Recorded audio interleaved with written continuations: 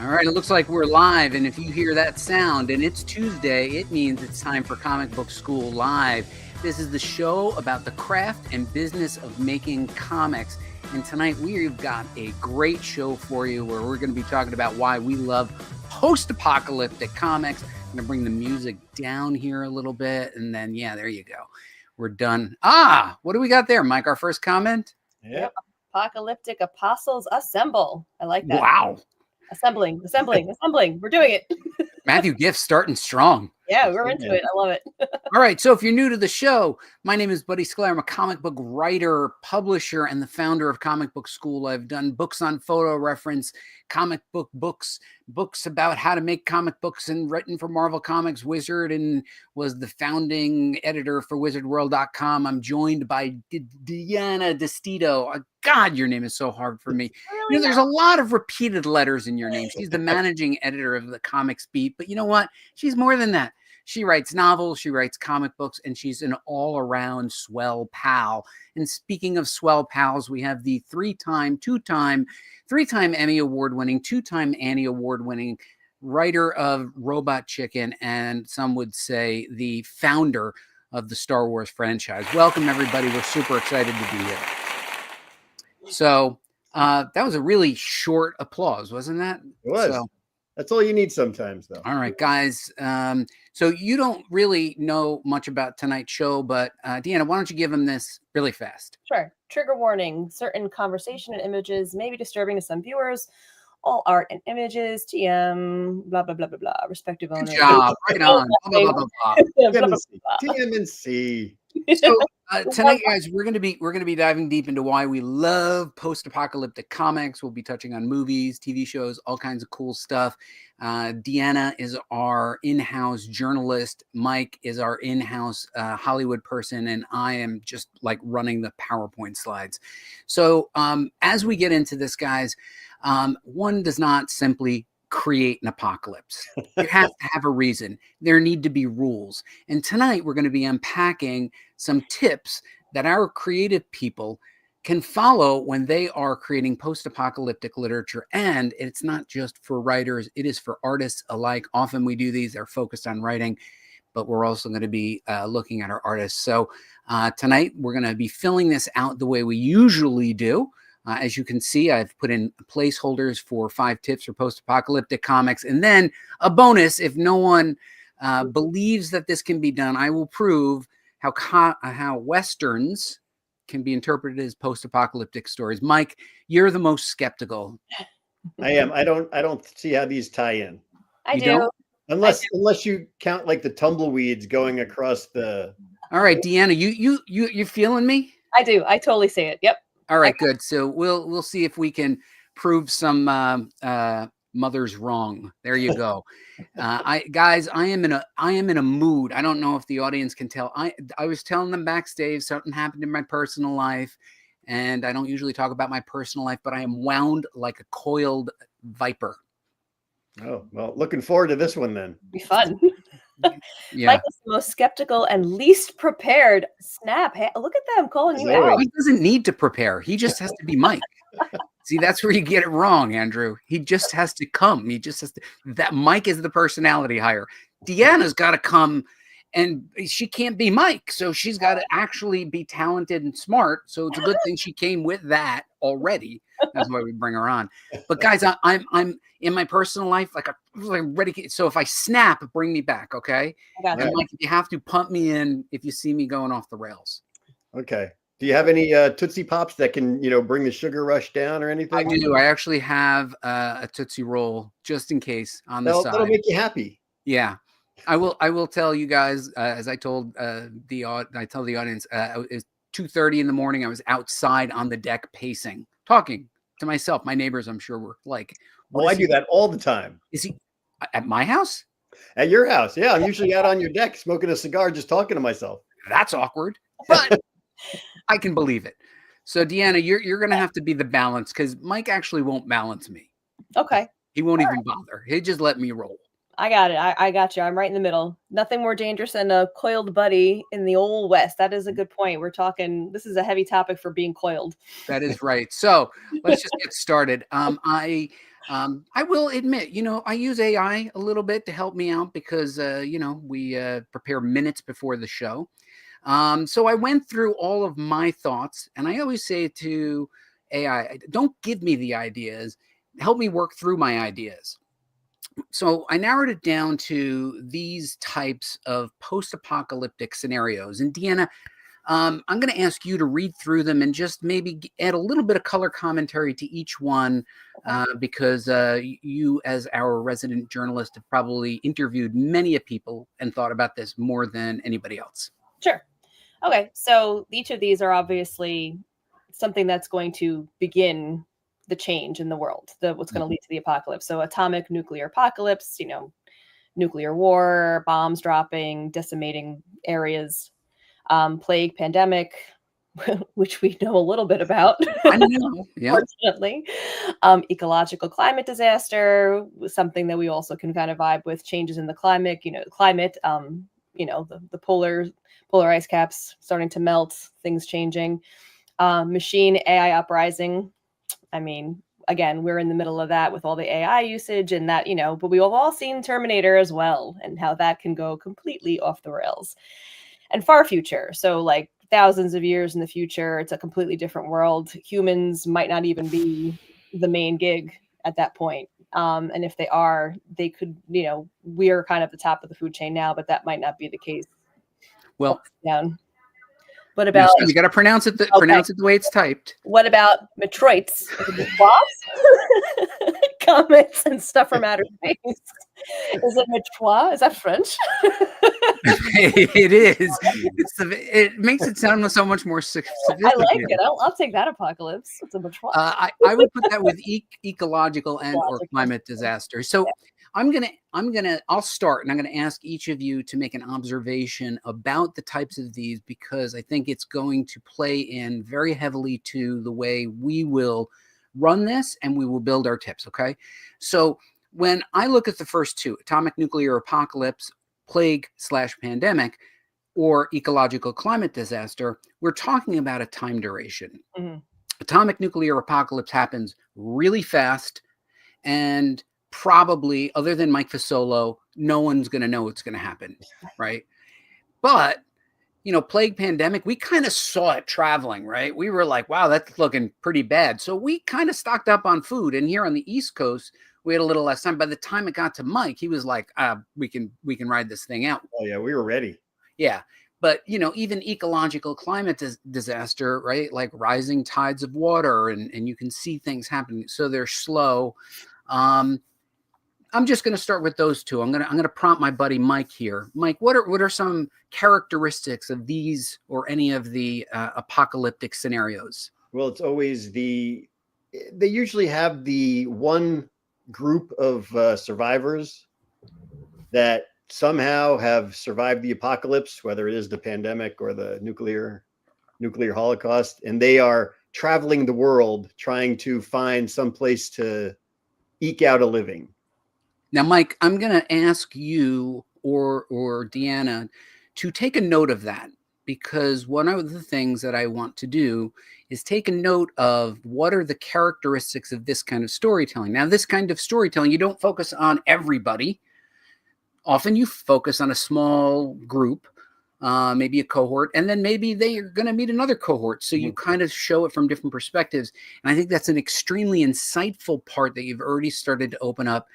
Mine a little less insightful, because mine's just about how quickly it happens. But I'm going to turn to my intelligent friend Deanna to offer some insights. Any of them. Tell us any characteristics that you think are representative of this kind of apocalyptic scenario. There's always the bad guy group or the unnamed corporation that kind of makes things worse in a lot of these, whether it's the government, secret experiments, nuclear weapons, which can, affects the ecological side of stuff too, that some of that ties in. Sometimes there's overlap between some of these.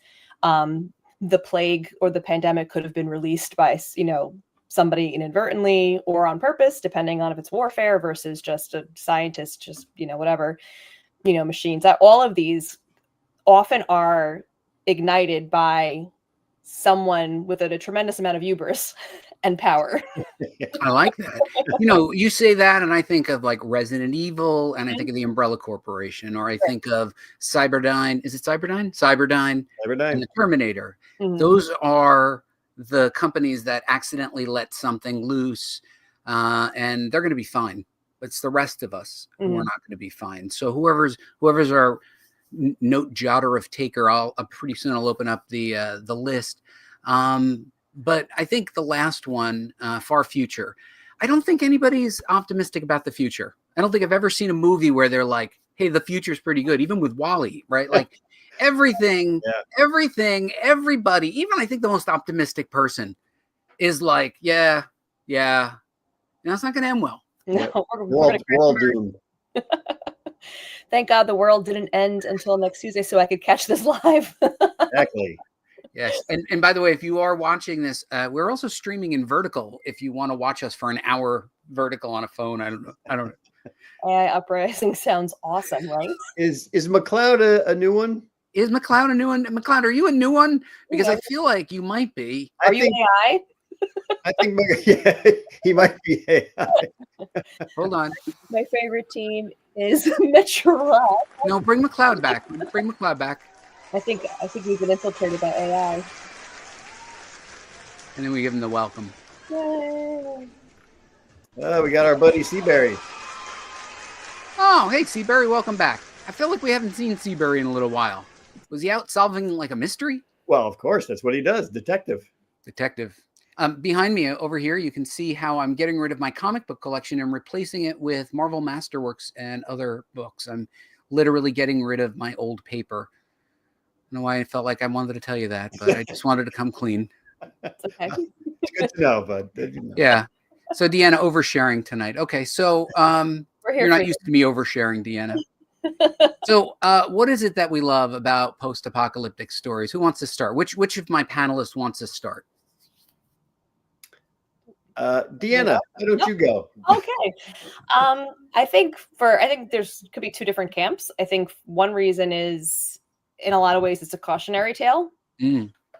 Where we're not too far off from a lot of that.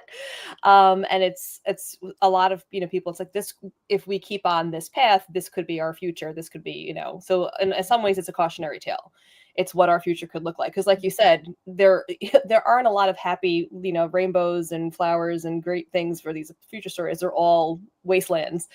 And I think the other one is just, especially if you lean into like the zombie stuff, I think there's the horror element to it, where there's a reason for it to be horrific, or something like Aliens, right? Humans pushing the boundaries of what we know in our universe and finding all these other life forms that are obviously a problem for us, at least. It's a problem, Mike, that she knows all the answers and we have to think of different things now. I know. As she was talking, I was like, what else is there to say? All right, Mike, what do you got? Why do we love post-apocalyptic? So I have one answer. She had all the good answers. You give me an answer. I would say it's because even though it is depressing and not nice, there's always that amount that some people will survive and they will get by. Even though it's terrible, they will manage to make a living for themselves. So it's good. Yeah, somewhat inspiring. Sure. Somewhat inspiring, right? There's a little bit of hope at the end of there's a little light, right? Almost always. I'm going to answer that. If you've ever sat up at night and went, if there was a zombie apocalypse, what would I do first? Right? Like, and I can kind of picture, like, even at 2:30 in the morning, standing out of my deck, I'm like, all right, if zombies came through right now, what would I do? How would I handle this? And we all kind of fantasize, I think, like we could be the survivors, even though Mike and I know we would not survive. Deanna, you might survive. You've even got the Walking Dead shirt on. I dressed for the night. You dressed for the occasion. What's Seabury saying? I think we love them because the entire theme of the program taxes everyone's mind into constantly dwelling on what they would be doing in situations. What you're saying, which role would you be? That's right. I'm gonna give that. Yeah. That's right. That's a quick applause. I got some new sound effects. Nice. I think right. every good story has a good ending, and ending everything and everyone is highly interesting to everyone. All right. So just for the both of you, because I made the slides tonight, I hope you guys are we're going to help bring along the notes, because they're saying some smart stuff. Smart They stuff. are. Sure. Our audience is smart. They are. A big part of post-apoc stories is the anticipation of loss of civilization, return to the savagery in the absence of mitigating civil structures. Sure. Big words. Is that his thesis? I feel like that's the thesis for a doctorate. Everyone loves post-apocalyptic stories because it vindicates us when we say things used to be better back in my day. Yep. That's fantastic. I love that. That is so true. Okay. So let's do this. Now we're going to go on and we're going to look at the slides. Oh, somebody saying something? Okay. So I'm going to give some examples. Feel free to comment, agree, disagree. Mike, don't feel bad that Deanna knows all the answers because she's written like 700 articles. Atomic nuclear apocalypse. I obviously, Commandy is Planet of the Apes. Jack Kirby even said so. He wanted Planet of the Apes, couldn't have Planet of the Apes, so he made his own Planet of the Apes. Except Commandy's the last living boy, and his name comes from Command D, where he hid out the apocalypse and all the animals talk. And of course, Judge Dredd, a very bleak vision of England after an apocalypse, and the nuclear apocalypse has created a violent police force. I'm going to ask for some commentary from you first, Deanna, because I'm sure you're very familiar with both of these. Commandy, not as much as Judge Dredd. Okay, go with Judge Dredd. Okay. I mean, first of all, I feel like Judge Dredd, this is a little sidebar, has become its own entity. Like you almost for me, you almost forget that it's post-apocalyptic because it's Judge Dredd is such a particular character. Does that make any sense? It's right, but it happens after a nuclear war in the mega city, right? And I think Judge Dredd is actually it's a very extreme response, right? It's this very like intense military aggressive state after a catastrophic event, and that it's like a lot of times with these, especially after like a nuclear war or something like that, it's like either it's like desolate or it's like extreme, like something like Judge Dredd. That's what I feel like your two camps are often. Mm-hmm. And like it becomes like you have to you're trying so desperately to get back to that civilization that you remember that it almost goes way in the other direction. It's this heavy duty aggressive police force as opposed to just trying to rebuild what we had. And then Mike, what about you? Are you familiar with either of these, Mike? I know Commandy a little more than Judge Dredd, because even when you were saying that's the nuclear apocalypse in England, I had no idea it was over in England. Oh yeah, it's the Rebellion publishes that now, 2000 AD. Yeah. Yeah, I mean, I know Commandy a little, which is, as you said, Bud, basically Planet of the Apes. But I think that's good that he's the last boy. He's the only one that survived, and now he has to find his own way in this world that's going completely crazy. Yeah, and Commandy is one of my favorites of Jack Kirby's work, only topped by Fantastic Four, Machine Man. I know no one likes Machine Man, but I do. And I think what makes Commandy special is that Commandy interacts with the ruins of the old world. And I find that kind of post-apocalyptic literature is very appealing to people because, like in the Planet of the Apes, you can see what society, like subways and buildings and tools and vehicles, look like, but they've dilapidated to the point that they're useless and almost meaningless to the people around them. And I think that atomic nuclear apocalypse, also attaching it to far future, is a good example of post-apocalyptic literature that really that has lasting and compelling power when done right. You got a fan here though, Bud. I love Machine Man. Yes. Yeah, I love Machine Man. All right.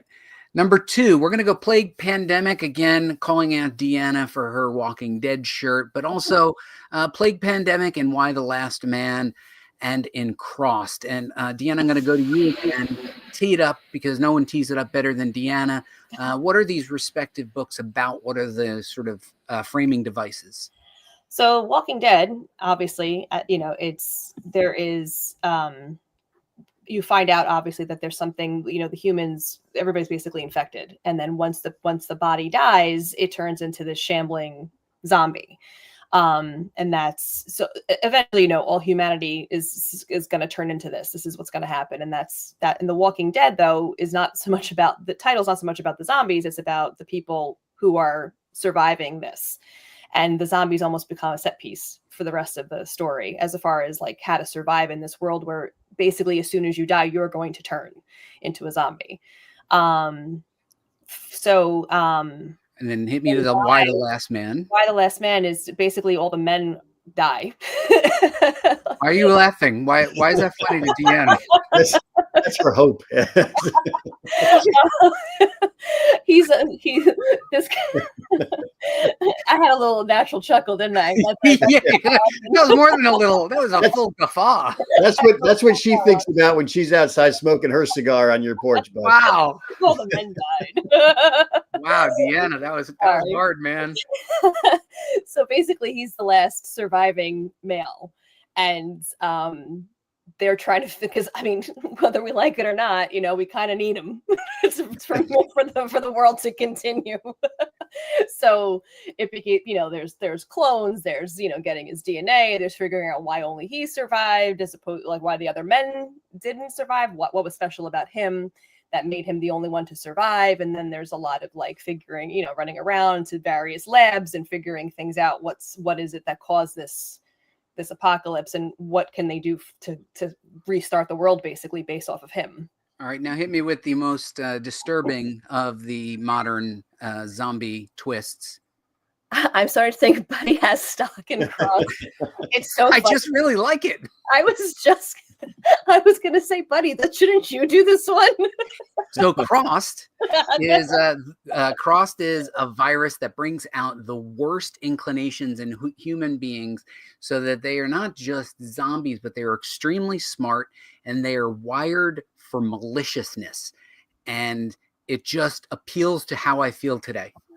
Like I can relate to the Cross. Now, Mike, what are your thoughts? Have you read any of these? Are you familiar with any of these? I know The Walking Dead fairly well, just from the some of the comics and the TV show. I never read Why the Last Man or Crossed, so I can't say anything about them. But The Walking Dead, I think, is great just because of the survival aspect of the little group that they have, and they also, at least in the TV show and in the comics, they're not afraid of killing off the main characters, which I think is fantastic when they do that.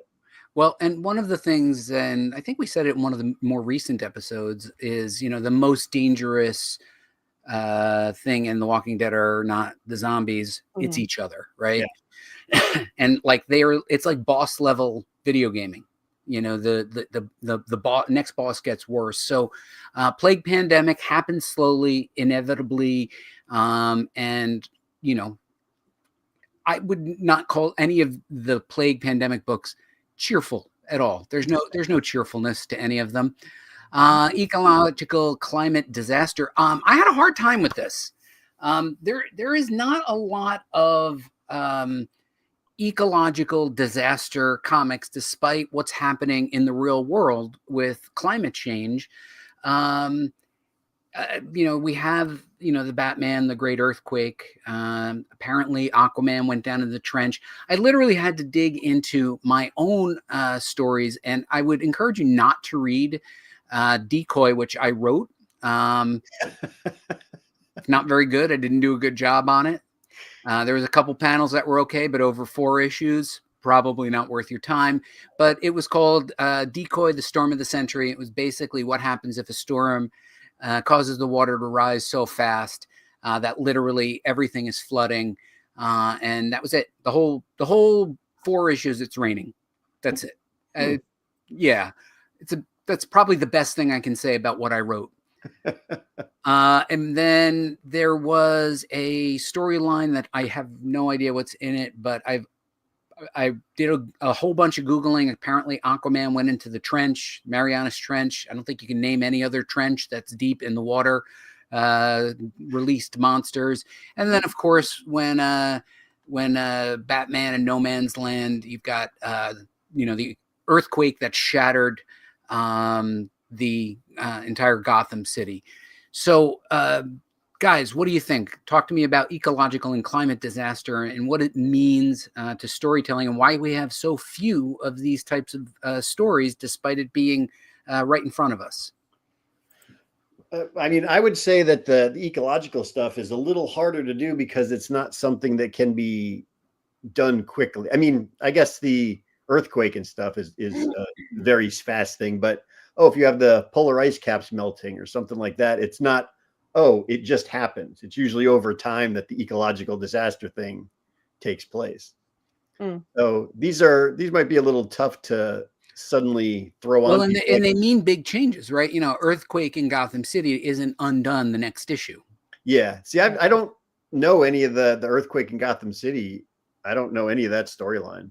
That one, I think the scariest part of that one is, and this is why I think the earthquake thing probably is the easiest of the disasters to work with, is because the earthquake it basically turns everything into chaos, and in a place like Gotham City, it literally opens the door for everybody to just be running loose, and it becomes incredible chaos. People who were put away are now, no one's paying attention to them, and they're running free. So while you're trying to save people and get people out of, piles of rubble, you have Arkham Asylum running free. No, that's a great point. I think, you really hit on something. There now lawlessness and survival are side by side. Yeah. And then you have the most dangerous of all of our criminals, or in this case, Gotham's criminals, escaped. And that this can't go quick, right? They're not going to rebuild. I mean, they took a couple of years, but they eventually rebuilt Gotham, but they had to play it out over a number of years. I don't remember how many years, but it did take them some time. And this arc lasted at least a year, I think. There was a dark. No, read it the way it's written. Bubby. Oh, whoops. Thank you. Bubby. There was a Dark Horse book from 13 years ago, massive. It was an ecological apocalypse comic. I don't know that one. I don't know that one either. Buddy, I have a bone to pick. Why no invasion angle? Ooh. Because I don't know invasion. What is invasion? You mean like an invasion kind of stuff? Yeah, it is a TV show, but it's also alien invasion. I think it means as an apocalyptic event. Like worlds kind of stuff. That might be. Yeah, I mean, does that fit into Machine AI Uprising, or is that truly its own genre? Its own genre, because it's its own. I mean, it's not really a machine. These are other life forms basically coming in and taking over. Good point. Yeah, the ecology is entirely too impersonal to be an antagonist is the problem. An ongoing threat that can keep showing up during the course of a story is far more menacing. Yeah, so basically, and I agree with that. When it's the world, we can't necessarily. There's no bad guy, so to speak. The antagonist becomes what gets let loose after the earthquake, after the caps, are melting, things like that. There's, like we were saying before, there's no corporation to blame. There's no umbrella corp. You know what I mean? It's just an earthquake, which we can't control and happens all the time, so, but it's more the devastation afterwards, man versus nature. Yeah. And that's a different, it's still devastating and apocalyptic, but it's a different type. Well, and in the different type, I think let's just dig into this for a second, because I do think it's important. If you look at even just the covers, this is a much more visual story than, say, an evil corporation, right? But we see way more evil corporations in comics, and far fewer true apocalypses. Apocalypsi, is that the plural of that? Can you conjugate that word? I don't know if you can. But that's why when I think of a giant flood, like literally you could just Google what does a giant flood look like. We've had super mega storms. Now we know what that looks like. And I think, wow, like why isn't that more prevalent? And evil corporations are, because evil corporations are people in business suits sitting in an office conspiring. That is like so not visual. Yeah.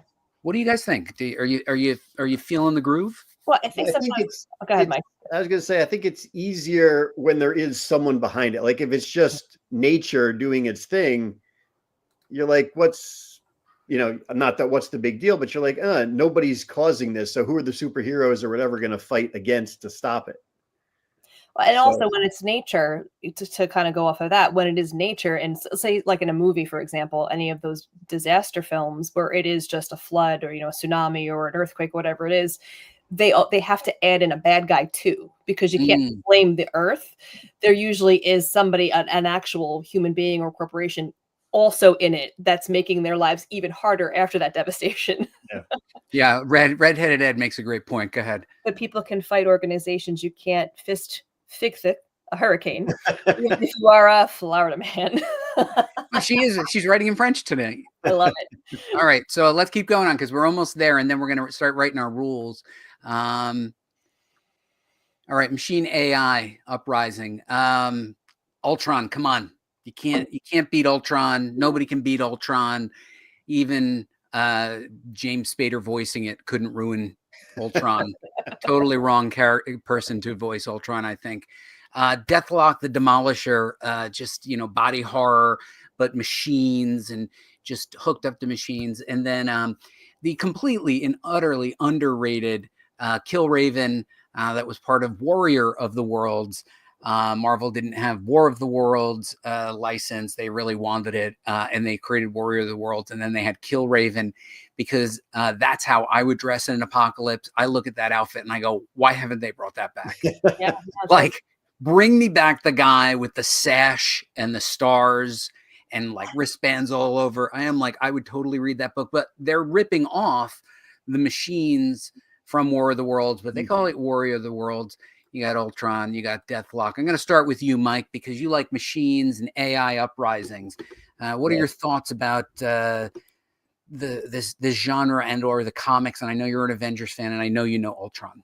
I know Ultron. I don't know Deathlock. You know him personally, I think, right? Yeah, I do. He's actually outside on my patio smoking a cigar right now, like this at 2:30 in the morning. I don't know Killraven either, but I am a big fan of the machine uprising. Yeah, I'm waiting for the apocalypse from the AI because I think I will be one of the survivors because I'm very nice to ChatGPT when I talk to it. You're polite to ChatGPT, yes. and you know they're going to remember that. You're like, yes, I always say thank you, and sometimes I end things with please, and I always ask it how its day is going instead of it just. No, you don't. You do. You? I do. I do. You really you're going a little far. Well, you know what? You got to be ready because when the machines do take over, it is going to be an absolute nightmare. They're going to check your chat logs, and humanity is definitely not surviving the AI. I'm definitely gonna die if AI arises because I yell at Alexa constantly. I'm like, shut up, Alexa. See, I like that, Deanna. I think that's what you should do. So, Deanna, Mike has a Andrew. At least he admits it, Andrew. At least he admits it. All right, so Deanna, this type of literature, machine AI uprising. I think you touched on it a little bit with the Evil Corporation. Yeah. Talk to us. AI, and this is both in literature and in life, I think it's just because you can doesn't mean you should. And also just overuse, right? Where we start to make humanity just disposable. We don't need it anymore. And we have that now, and then it's just, this is an extreme version of it where it becomes sentient and it starts to think that it's going to do more than what it was assigned to, so Mike has a point being nice to the AI, I guess, which you're going to change your behavior now, Deanna? No, I'm still going to yell at Alexa. Don't bother. But yeah, like I can get into it. Like, I'm a huge fan of the Terminator movies. I do find the first two specifically, I think they're fun and I think they're interesting, but I think this also, I think, is a cautionary tale, because science is great, and building on science and building on what we can and can't do is wonderful, but then sometimes you got to calm down. Is that a technical term? Yeah. Mike, you are a writer. As far as the clankers are concerned, you are already dead. I don't think so. I don't know. Clankers is Clankers a reference to some sort of TV show? No, that's just the name. That's just the slang name for the AI already. I'm pretty sure Mark Zuckerberg is a robot. The AI apocalypse is already here. That is a fantastic point. Yeah, Jeff. Thanks for cheering up the group. This is a downer. Yeah. All right. So last one, Far Future, and one of Mike's favorite all-time comic books, Days of Future Past, the comic Me too. book. Yeah, you guys, this is your zone. So let's just take you through it. Far Future, Batman comes out of retirement to put a whoop ass on Superman. Less popular, but equally as thrilling. Everybody should read Devil Quest. It is the extrapolation of the original Grendel from the 80s, and then what happens as they pass the mantle from Grendel to Grendel into the far future. It is one of the best Grendel tales, and I have to tell you, if you haven't read it yet, you really should do yourself a favor. You gotta put it up on the screen so everybody can see it. Oh, okay. So I'm enjoying the heck out of all of this, and none of you are with me. Okay. So we did that. Let's start from the beginning. Hey, if it's Tuesday night, everybody. Okay. This was kind of interesting when Peter David decided to go far future with the Incredible Hulk with Future Imperfect. It was actually quite good and had lasting effects in the comic book because he wrote the comic for like 17 years, so he could do whatever he wanted. Hex, Jonah Hex in the comic books wakes up in the future. I kid you not. He's killed in the comic books in the 1970s, thought to never have to come back again. And they wake him up in a post-apocalyptic future. He has 1860s sensibilities and he's fighting robots. It is as awesomely stupid as you would hope it would be. And if you can find it in quarter bins, there's not a good issue. There's not a bad issue. Mike, I'll let you just explain this one. 30 seconds or less. Give me some love. Oh yeah, the Days of Future Past are when it's sort of an AI thing. The Sentinels take over and they decide that all the mutants must be destroyed. So they go on their rampage throughout the world and take down all the mutants, and the X-Men are barely able to hold on. And this was a stunning book that came out in continuity. 140, there was no clue that this was going to happen. 141, you pick it up and it's Old Man Logan. Kitty Pryde's an adult. The Sentinels have won, even have an interior page. This was earth-shattering.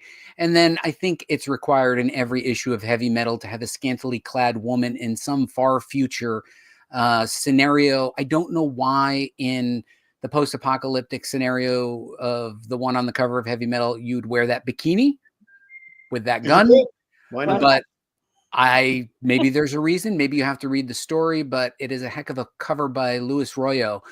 Far Future. Who wants to start on Far Future? Mike, you start this time. You can be my Far Future analyst. Yeah, Far Future is tough though. It's always taken the good guys, or at least some of the groups, and putting them in such a horrible situation. Whether in the X-Men they're being slaughtered, or in the Dark Knight Returns he's got to come out of retirement to stop something horrible from happening, like Superman. Yes. These are some of my favorites because they take what and just throw it into absolute chaos. And that's also what makes Hex fun. Despite all the kidding, there is some redeeming qualities to it. I think it was Michael Fleischer wrote it, and it was early art by Mark Texiera. So there is something redeeming about it. And of course, this is in the time in the 80s where you demonstrated that you were a bad guy because you had a crazy haircut, because everybody saw RoboCop? And they all were like, oh, that's the symbol for bad people, like mohawks and stuff. So clearly this guy's mohawk is like a double mohawk. So he's really bad. With these types of stories, do you guys prefer the limited miniseries or an ongoing serialized story? I think it depends on the story. Like Days of Future Past, for example, I wouldn't want that to be the X-Men forever. Like that's a good mini. But Walking Dead is an ongoing series. I think it depends. So like maybe that's the comparison. The Walking Dead, the world you're going to be in, or anything like that. For X-Men, I want my X-Men back. I like this story. It's an interesting tangent, but I do only like it for a few issues. I want to go back to what I know and what I love. You know what I mean? Yeah. I think if it's established, like the X-Men are established characters, and then throwing them into that world is great. But Walking Dead was just thrown into Earth after a pandemic. Yeah. So That's the whole world. Yeah, there's a certain amount of stuff that has to be finite for it to have impact. And, heavy metal's all short stories, so it works. So I think the next thing we're going to do is just talk about the coolest kid in all of our show. What's going on here, Deanna? What are we looking at? That's my son, Owen. Hold on. Let's give Owen the big cheer. Like off the charts laugh. So he's been reading this book series, The Last Kids on Earth. So I thought it was interesting that even a lot of kids series, he's 9. So, even it's about an apocalyptic world where these kids are the last kids on Earth, and they're walking through abandoned towns and there are monsters. And I asked him, I said, before I interviewed him before the show, and I said, why do you like this series so much? And he literally said, ruined towns and big monsters. So, I mean, what do you need? That's all you need. But it does key in on the thing that we talked about earlier, which is, would I survive, and how would I survive? And, this is for all the parents out, this is a good training manual for your kids to know how to survive. Like how do you build a fire? Because Mike, our fathers never taught us how to build a fire. We never needed to. No. They showed us how to put a fire out. I mean, that was about it. There was no. Sometimes they let it burn just to teach you a lesson.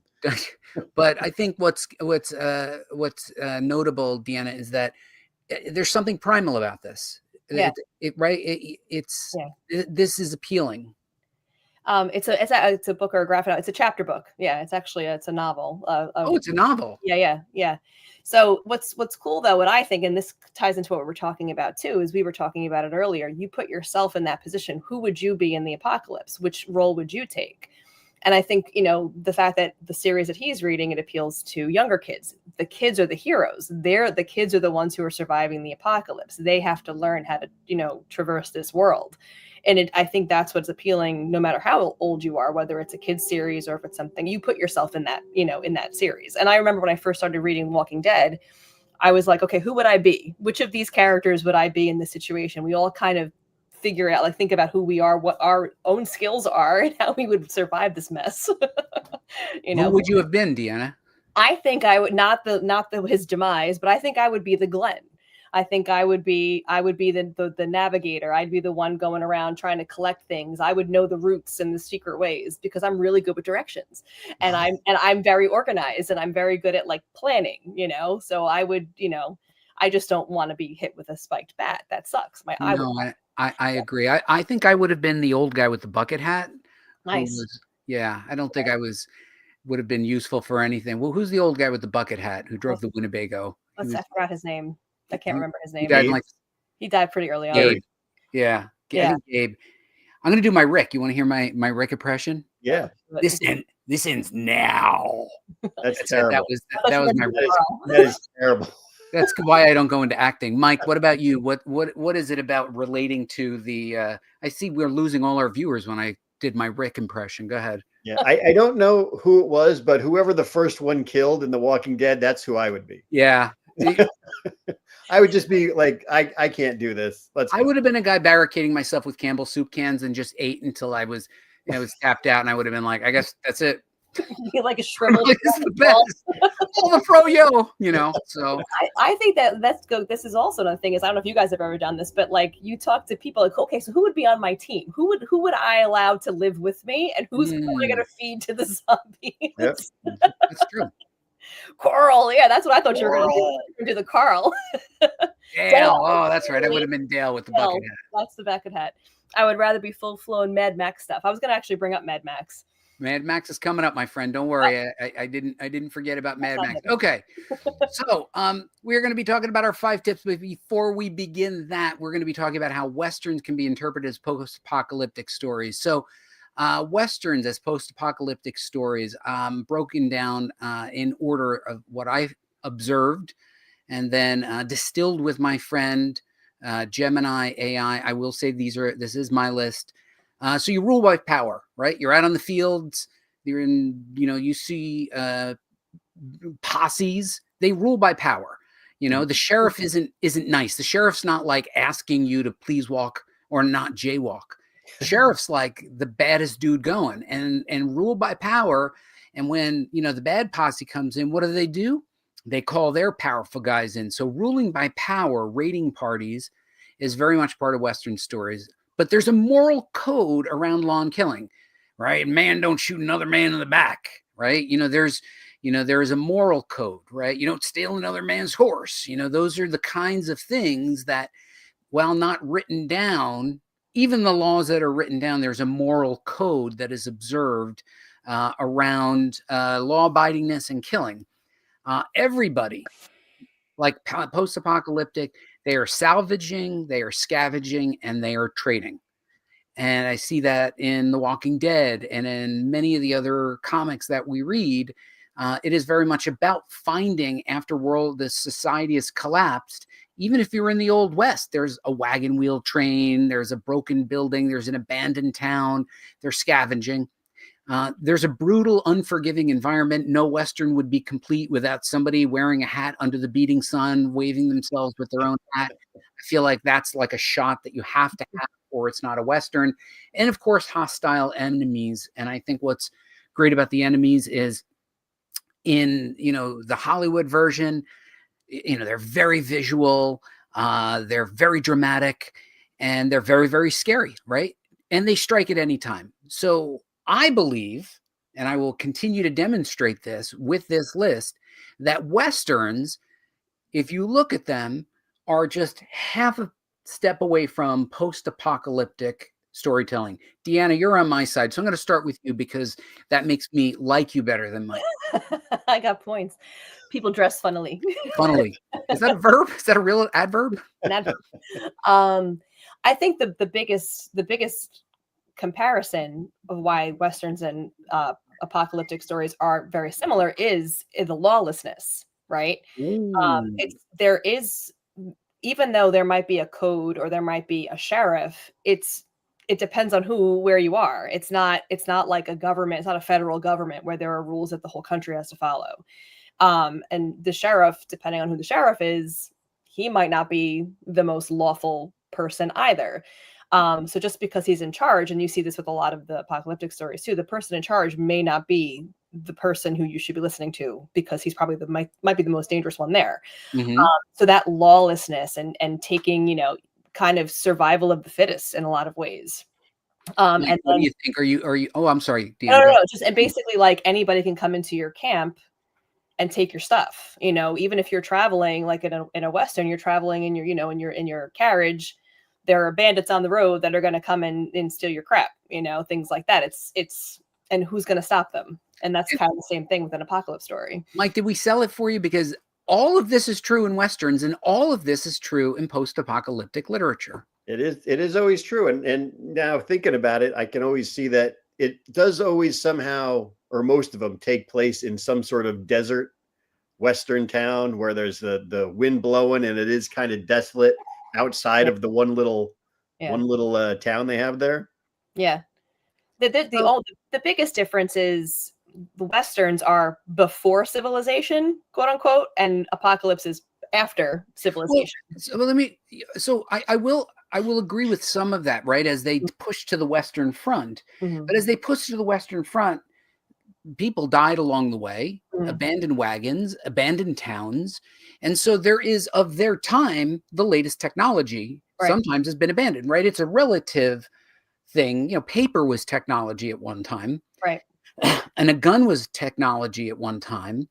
So I think that that salvage, scavenge, and trade is also part of what we see in Western. So now that I've convinced you both, allow me to give you some examples.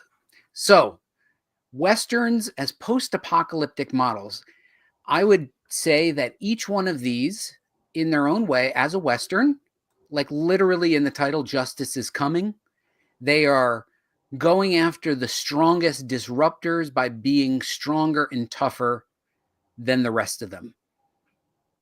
I would say that, two guys just trying to make it on their own, scavenging, salvaging, trading, partnering up. It is a buddy movie, but it certainly does fall into that post-apocalyptic. Pale Rider, The Ultimate Revenge, is Clint Eastwood's face just look at that. You just know that like he's not going to take any guff, right, Mike? And we think guff is a big thing. Bone Tomahawk, we had this director on the show. We begged him to come back. He won't come back on. But Bone Tomahawk is a brutal Western, but is really also a post-apocalyptic thriller. And of course, Man Against Environment, The Revenant. So would you agree that these, which are sold as Westerns, could be watched and enjoyed by people as post-apocalyptic?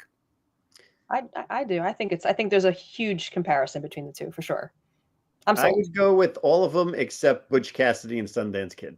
Why? I think that's more of a buddy movie than a post-apocalyptic kind of model thing. Okay, I mean that's fair. You know, they had a moral code around law and killing. They salvaged, scavenged, and traded. They were in a brutal, unforgiving environment in Bolivia. I can see how only 3 of the 5 matching, Mike, would make you a not believer, but I'll be fine. The Magnificent Seven could count. Yeah. I'm spicy tonight, Mike. Yes, I see that. I see that. She's sassy. Don't be eating dinner while watching. No, don't be eating dinner while watching Bone Tomahawk. All right, let's keep going. The fear at root comes from the societal collapse that means rampant lawlessness snowberry course. You can die at any given moment for any given reason just because you looked at the wrong person. Yeah, it's that, you can get shot and just go into the store. Yep. Waterworld. There you go. All right, so let's take a look.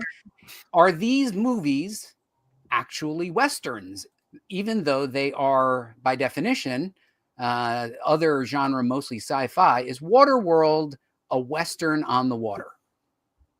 Yeah, I mean, I think there's some cross genre happening with these, for sure. But I would say there's a Western element to them for sure. Especially, right. I think Mad Max has a Western element for sure. Yeah, Mad Max definitely does. The Road. I think The Road definitely would fit. I've nenever seen it because I heard it was just so depressing and dark. So depressing. It's like not eating dinner while watching Bone Tomahawk. Just get here's a box. Here, hold on. Here's a box of tissues. If you want to watch The Road, have 2 or 3 of these boxes of tissues available just because you're going to be like crushed every 30 seconds. Mad Max, and Book of Eli. I mean, they even look like Westerns. And one of the things I want to note is the color palettes and the designs and the costuming, post-apocalyptic, but they also work for Westerns. These are almost equally Western outfits, trading the car for a stagecoach or a horse, the different clothes, like literally the iconic design of the biggest villain in Mad Max. I mean, these are sold as post-apocalyptic, but they're kind of also Westerns. Mm-hmm. Oh, here's an interesting Star Wars New Hope is a Western in disguise. Yeah. And I've heard that theory from a lot of people, that assessment of Star Wars. It's a space Western. Space Western. So do you guys want to unpack any of these? I mean, because I feel like I just knocked the leather off the ball. You feel free to, try to keep up, but is there anything else to be said? The one that I know the best of these is Mad Max, the Mad Max series. Okay. Talk to me. What do you see in Mad Max as you think about it from the Western perspective? And I kept the details on the left there, those 5: rule by power, moral code, salvage. I think something as basic as the color palette, like you said. I mean, when I think of Western movie, everything is like tan and brown. and Mad Max everything is kind of tan and sandy and brown. That's very much, everything's like dirty and covered in dust, and there's nothing. It's desolation. And even in a Western, it's the same thing. You might have your couple of buildings, but you look past the buildings, there's nothing there. So it's the atmosphere is definitely very similar, and it's going back to the lawlessness. There's the one in power makes the law for that region, and then if you have coming from a different side of it, you can very easily invade and destroy that for your own. Survival of the fittest, who's stronger. There's no overarching government who's going to control everything. It's or save you, right? Yeah, that's it. You're on your own. You're on your own. So, Mike, have I swayed you a little bit? You have turned the tide inside me, bud. Yes. So even though I had a lousy day yesterday, today's improving. All right. Here's something interesting. Looking at the first Lord of the Rings movie, it could consider a post-apocalyptic movie. Half the sets are ancient ruins of a civilization destroyed thousands of years ago. Yeah. I mean, they're traveling, that is, and they talk about the previous the previous world. When the rings were forged, that was the previous civilization, and then things got destroyed, and that you see as they're traveling, the ruins of all this ancient world for sure. Yeah. Wow. We got a smart pants audience tonight. Glenn knows what he's doing. Yeah. Did you have another one, Mike? Bruce Lee movies were westerns minus the guns, just fists. Showdowns. That's true. Yeah, that's true. They were showdowns. All right, showdowns are good. Okay. Now, we're going to get into the 5 tips for post-apocalyptic comics. While I switch into the slide mode, you to entertain our audience and help them to coalesce their ideas so that we can start writing down what we believe to be the 5 thingamajiggies that. So I don't know if you took your notes. I have some notes. I didn't take any notes. Yeah, since you were prepared for the show and you took notes and you brought your son, literally brought your family. You want to start? Well, I think you need a camp of survivors. You need the team that you're going to follow. I think that's important. Or 2, like something like Fallout, for example. You have the ones who were put in the world below, who were hidden during the apocalypse, and they have no idea the outside world survived, and it's this weird, like almost retro vibe down there. And then you have the ones still on the surface, and you learn more about them. So whether it's 1 or 2 camps, what happened, I think you need both. You need people to follow. Yeah, and I mean that's true of any storytelling. You need, and I don't mean this to be funny. You need a protagonist, and you need an antagonist. What happens with many writers is they start with the setup. They're like, yeah, it's whatever, it's water world, and they do everything on the water. And Erin, that's a shout out to you. She loves water world because it's Mad Max on the water. That's really all it is. But it's not Mad Max on the water, right? It is about Kevin Costner's character, the mariner, trying to make his way, deliver this woman and this child, and those are the some ones to follow, and then that puts something at stake. So I think you make a great point.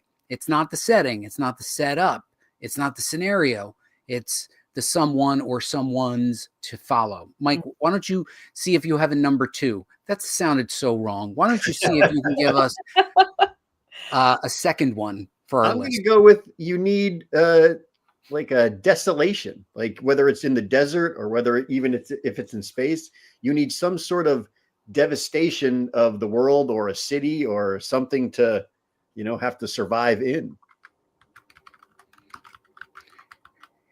So I'm with you. Talk to me a little bit about why you need that, though. Because that also gives the protagonist, a goal to achieve. Even though it's desolation, they have to find some way to get by and have hope for the future. And so I think this goes for story and art, because I think, what Deanna was saying early on, you've got this evil corporation, which can be, great in a prose novel, but, people walking around in highly polished suits and offices. I don't know, it just doesn't feel exciting until that office is destroyed. What we find fascinating is what artists want to draw, which is cool stuff. And if you don't give them cool stuff to draw, it's just people standing around talking about how they've released a plague. That's not fun. So devastation equals visual excitement. And it could be post-apocalyptic with a lot of browns, like you said, Deanna, or it can be something else. So I like that a lot. Now, Deanna, you have any thoughts on devastation before we move? Are we just sticking with like devastation as a we can modify this and just trying to get down 5 tips, and then we'll see what we end up with. So like, would you put like the catalyst of the apocalypse in the devastation, or are we saying just devastation as a set piece? Do you know what I mean? Mike, are you paying attention? You still with us? I'm still with you. Okay. So would you say devastation answering Deanna's question? Are you you texting? What are you doing? No, I'm sitting here watching the screen. You watching the show? It's a great show. No, she was talking to you. That's what I'm talking to. So with devastation, when you say devastation, is it just the landscape, or are you talking about the catalyst that started the whole devastation? Oh no, I'm talking about the landscape. Oh, okay. All right. So then we would need the incident. We don't have to, I don't think we have to get overly detailed about the incident. I think an overcomplicated incident is unnecessary. Just something happened to start the world to this massive change. Yes. All right. So what does that mean in terms of the storytelling? And it doesn't have to be a tip. I mean, if that's not a full tip, it could be, we can keep going on, or we can try to work it, or see what the wise counsel of our community is. He was working on number 2. There you go. My fault. I said it. 5 tips for post-apocalyptic comics. I'm gonna jump in here. I'm gonna say that the threat has to be constant, and there is really no relief for our character, and that I think this post-apocalyptic is one of the reasons why it's so appealing. Is it's this constant escalation. Even when in The Walking Dead they found that perfect place to hide, you knew it was going to eventually go away, right? So it has to feel relentless. Even when you give them a moment of hope, you have to just crush their dreams, right?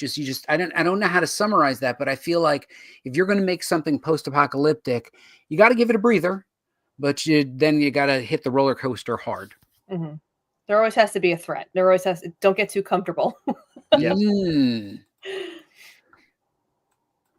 Always need a threat. Okay. The audience saying anything? Are we going to be able to get to 5 today, kids? I think we're going to be able to do it. So, well, what about some of your other notes? If you don't have dog people, what are you even doing? It's true. Dog's a good helper. Now, you guys took some notes in the beginning. And you go back to your notes. Is there anything that you observed? I didn't take any notes, but I was just thinking that no matter how terrible it is, you do need some sort of light at the end of the tunnel. Because even in The Walking Dead and how terrible things got, just hope. They're always hoping for that one community where they could live in peace. Mm-hmm. Yeah, well, even the road. I was thinking, yeah, I mean, even when you think there's no hope left, that's what makes people want to come back. Because the relentlessness of that is really dour. So yeah, I think it's important to have that kind of ending, unless I don't know, European films are like, oh, what is the point of life? They're like, where is the ennui in this? And you're like, we're Americans. We want a happy ending. Are you down with that, Deanna? Are you down with hope is essential? Yeah, because even even on the show The Walking Dead, it ended with they're going to be okay in their new world. They started to rebuild, and even though there was a lot of death and there was a lot of tragedy, they got to a point where they were starting to have kids again. They were rebuilding society, and things were going to be okay. So for the most part. Yeah, except when the woman gets shot and the baby gets shot through. Oh, that's pretty early on. Anything that we can do with our artists, one of the observations, again, the color palette that you noted, Deanna, visual storytelling is what we do.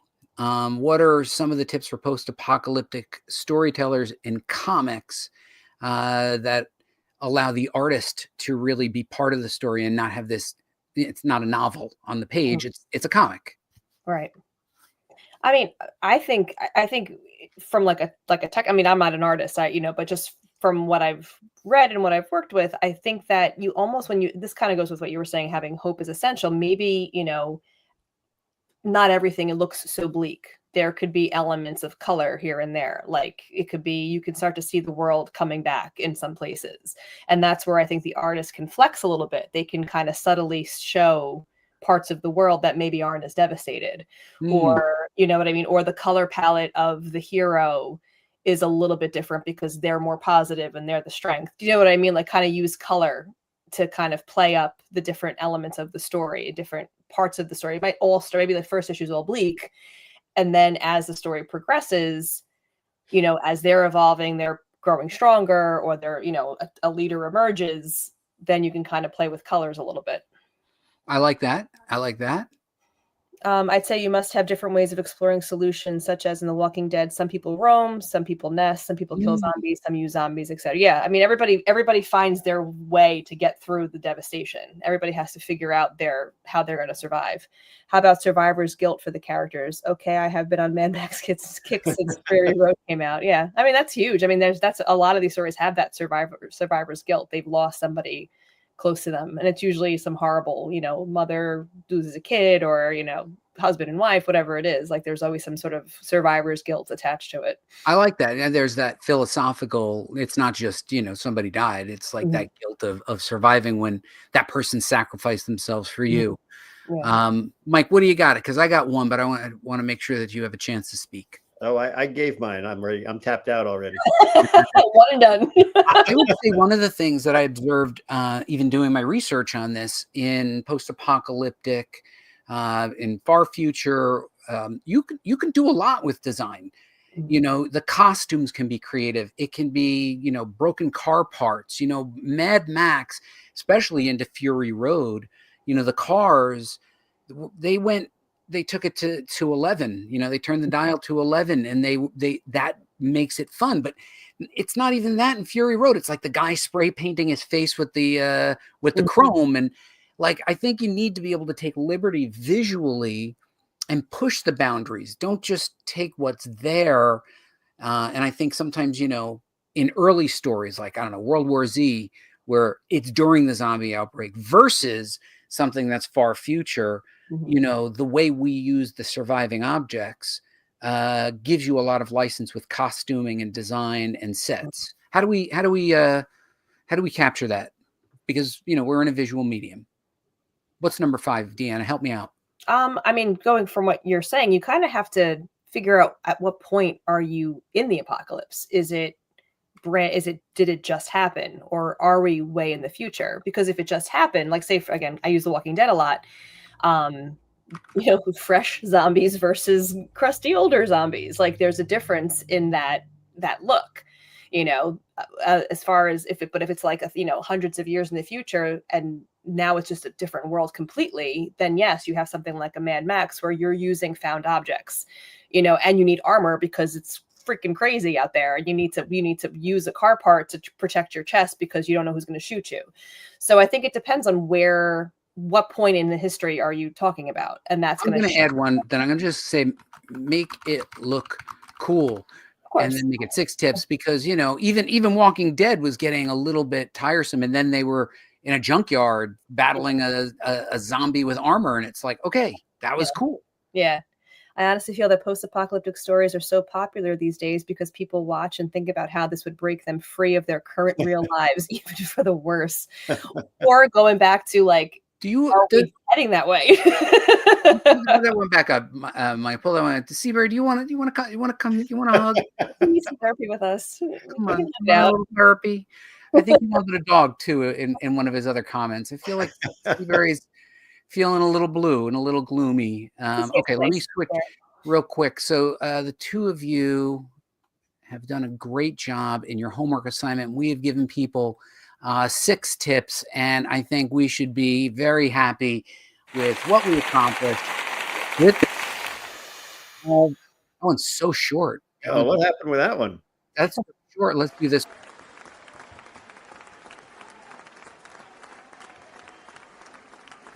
That's not a good one either. How about this? Kind of dull.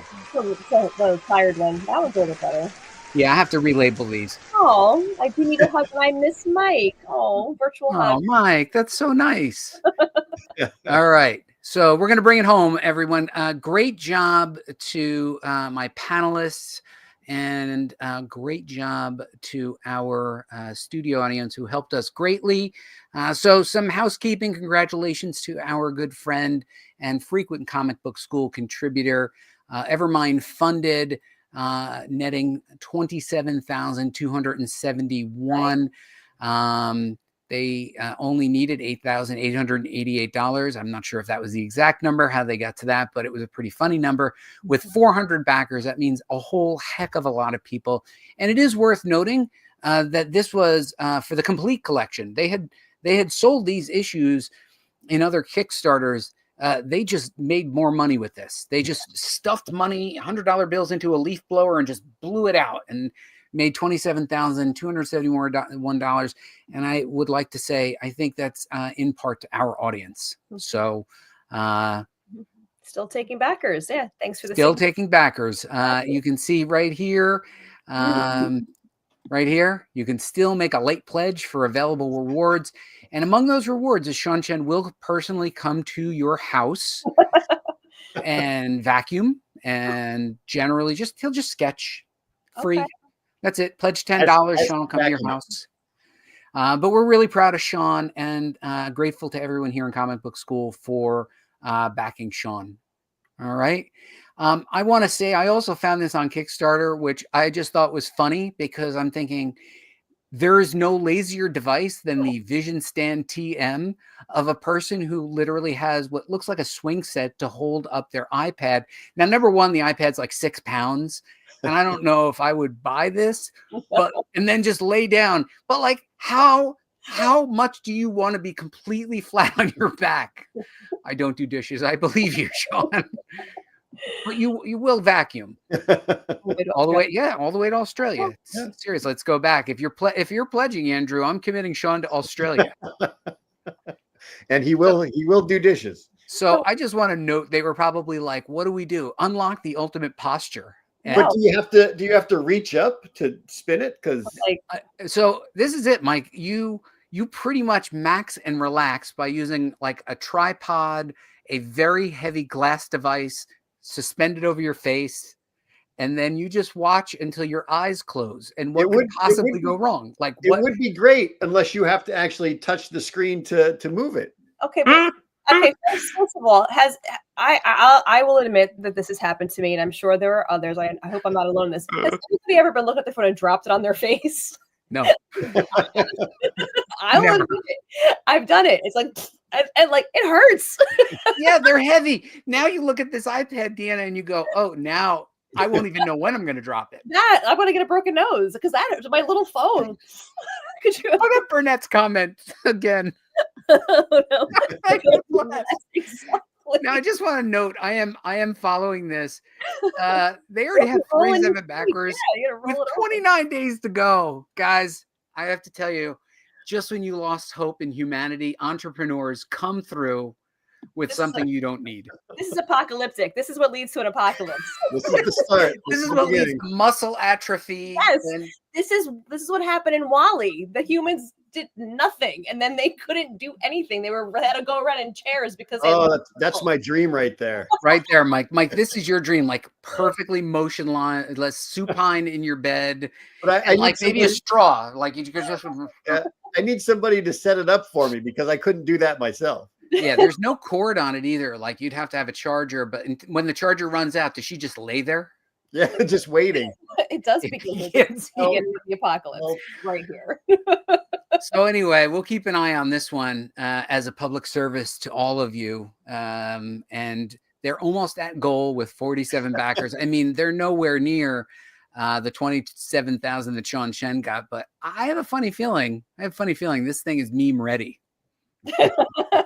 And I don't know why this keeps showing up in my timeline as an advertisement. They must know that me and laying on my back are best friends. So, okay, we're going to keep going. Mike hitting number 12, a dozen entries so far. I am so impressed for Mike. You're doing what you promised.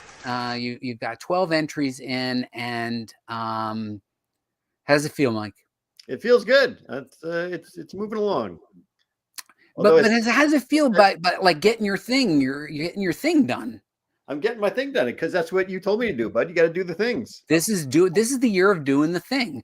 So Deanna, don't feel pressured to take on a challenge that I will call out every week at all. Don't feel like you need to feel pressured that you should start something soon. I have I have 2 things started. I All just right, well then that's your problem for not telling me in advance. All right, you know the guy that makes the slides, so we'll.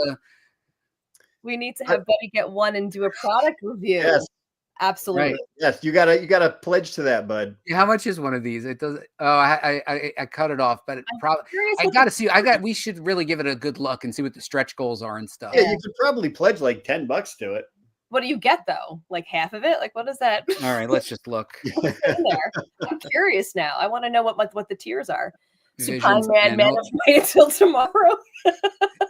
I mean, you know what? This is more important than what we're doing here in comic book school. So let's just stop. 47 backers pledged $100 each for a swing set for your iPad. We deserve the upcoming apocalypse. I completely agree. This is the start. This is where we go. All right, so this is the Vision stand. So the Vision, it's called the Vision stand. Somebody was like, "What do we call this?" And we're like, "I don't know, Vision stand." So there's a story. There's a story. Lie down. You probably spend countless hours in front of a screen every day. Over time, my neck and shoulders were seriously protesting, and it got bad. Let me zoom in on this. Maybe don't watch your device so much. Get that screen up to eye level! Exclamation point. Eat the Vision stand. Use your device upright or lying down. It's broad device compatible. Can you imagine using like a desktop screen and they're like, what could go wrong? Okay. So this is their first one. They've got 0 back. Let's see. What are the rewards? So you can buy one of this for only $79. And that's 40% off retail. So buy it now before it goes up. So I don't know why one is 79 and one is 85. You could buy 2 for 158. I don't know how that math works out. If anybody's good at math. No. Why would you need 5 of these? One for the whole family. 10 of these. Who would lay out $750? Who's like, and there's nothing else. That's it. Wait, laser engraving, color selection. Oh wow. Ooh, okay. You gotta back this and then do it. Oh, Mike, look at this. Why are other stands so meh? That's Mike's word. Meh. They're not tall enough. Guys, I'm not tall enough. I'm awkward and annoying. And I'm not built for real life. But like, okay, so like using the way she's using it, maybe. Nope. Oh yeah, maybe. But when it's hanging directly over your face, man. No, the laying down thing that's gonna fall right. And like somebody pointed out in the comments, what if you roll, like if I fall asleep and I roll over, I'm getting caught in that mess. I'm getting all. But just remember, Deanna, you're the one that it hits your face. This would hit your face. I cannot be the only one who's looking at my phone and my phone. Look at this. They were like, all right, put her in a really big chair and have her lean back. On the train. Look at that. You're on the train. On the plane. Toss it into your backpack and you're taking this thing with you through TSA. You're like, what is that? On the plane, you're tilted back in your seat. You put up this whole big stand so you can reach your iPad. Yeah, who has that much space between the seats on the plane? Imagine trying to get this for TSA. I would rather pay a family member $100 to stand there and hold it up for me. Right? So anyway, we will keep you up to date because I mean, we're happy for Sean and all, but really at the end of the day, we have to keep up with the really important stuff like this. Okay, so we're almost done. We did Mike. I wanted to call out our community. I just felt inspired because our community is really doing things. We've got good Andrew Campbell, who is now on chapter 2 of The Counterfeit Crown. I'm sorry, Andrew, I have not yet read it, but it is in my subscribe list on Substack at Andrew Campbell. I'm sorry, Philip, I put Andrew Campbell's, I copy and pasted. I meant to put yours, but Philip Burnett, who's in the audience, put a fantabulous time lapse on X recently. And I re-shared it because it was so good. I should note that Philip is part of the comic book school community, contributed to our early anthologies, and is getting better and better. And this time lapse is just fantastic. So I'm sorry, Philip, they're going to have to find you by your username, Philip Burnett 9. I accidentally pasted this up back. And Victor Medina also, this time on Instagram, did a behind the scenes of how he draws and colors. This is part of a series by Victor Medina, all the way through coloring and all the graphic design. this is a real treat, and you guys should definitely be checking out doing because they're doing it, and they are gosh darn impressive, aren't they? What do you guys think? See that? All right. I would have had something for you, Deanna, but I didn't know you were working on anything. Sorry. Like I honestly didn't know. I want to dedicate this show to our friend Rob Anderson. For those of you who don't know, our friend Rob Anderson passed away. I don't know the circumstances, but Rob was a big part of the comic book school community. Was an early host. You can find many of his episodes in the earlier days. I can say for certain that he had a great hand in getting me live streaming. In fact, this was his original account. He generously let me use it. And then when he decided to move on to TikTok, I took over the account from him. So I can safely say that we might not be here today if not for Rob Anderson. Was a prolific comic creator, contributed to our anthologies, was a dad. And I don't know if there's going to be some sort of benefit or contribution. We'll keep you up to date. But I did want to say thank you, the comic book school community who were out there pouring their love out. Yes, I miss him too, to Rob, who was sort of part football coach, part wrestling coach, part poet. He was big and strong on the outside and soft and sweet on the inside, just like you'd like him to be. So we dedicate this episode to our friend Rob Anderson until we meet again. Oh. Behind the scenes of Comic Book School, cheering you guys back up, I was charged $859 to renew my Adobe Creative Suite, and I said, heck no, and took the recommendation of redheaded Ed D. Alley and moved over to Affinity. Affinity used to be a paid software, and now it is free. I cannot justify, because by the way, guys, and I've said this to my co-host, I pay for StreamYard. I pay to host the website. I pay for my software. We're not looking for anything from anybody. But that $859 bill from Adobe set me off, and I got my money back. I switched over to Affinity, taught myself, and the graphics for tonight's show were made with Affinity. And I'll start showing you some behind the scenes of Affinity on my socials. I wanted to note, Affinity is great. Stick it. It's Adobe. Stick it to Adobe. Yeah, I mean, I love Adobe. I've been using Adobe since the Wizard days, Mike, since like Photoshop 2.0. I'm working on getting something together for Jax. I will. Jax is Rob's son. Oh, okay. Okay. Jax is Rob's son. So yeah, I'm on Affinity now. I don't know if you use it, Deanna. No, I've never used it. I've always used Photoshop and all the Adobe stuff. It's free. I can't beat the price, and I was able to figure it out fast enough to make the graphics for tonight. I didn't want to move over, but I just can't afford to pay $900 a year almost to subscribe to software. Yeah, it just can't do it. I used to buy it. That was fine with that. Now I have no choice, and now we've moved. Talking about the Comic Book School socials, you can find us on Blue Sky. You can find us on X. You can find us on the Instagram. Deanna, I have to add you to these. Yes. What is that? My goodness, Deanna, I am so sorry. I forgot to add you. But I did want to note, and I am not kidding, these are also retired platforms that we had Comic Book School presence on at one time: Google+, MySpace, Tumblr, and DeviantArt are still open. No, I'm kidding. But we have tried everything, and we are now officially on Patreon. So if you guys want to see some behind the scenes at the ends of the shows, for example, the episode that we did with Ethan Sachs, I put up all of the slides. Like if you want to go back and you want to just look at it and then blow up a particular slide, you can do that with a PDF. I show the headers. I don't know if too many people notice that when I do the header the night of the show, it has the date. And then after, I redo the header without the date. And now that we do vertical, I also will make a vertical thumbnail. this might be helpful to all of you who are interested in behind the scenes stuff and improving your presence, be it on YouTube or any other social media. There's quite a lot already that I've put on Patreon, but the more people that sign up, the more I will put on there. So that's my commitment. And don't worry, it's free. So I haven't figured out a way to make money. I don't actually have anything to say. One day I will.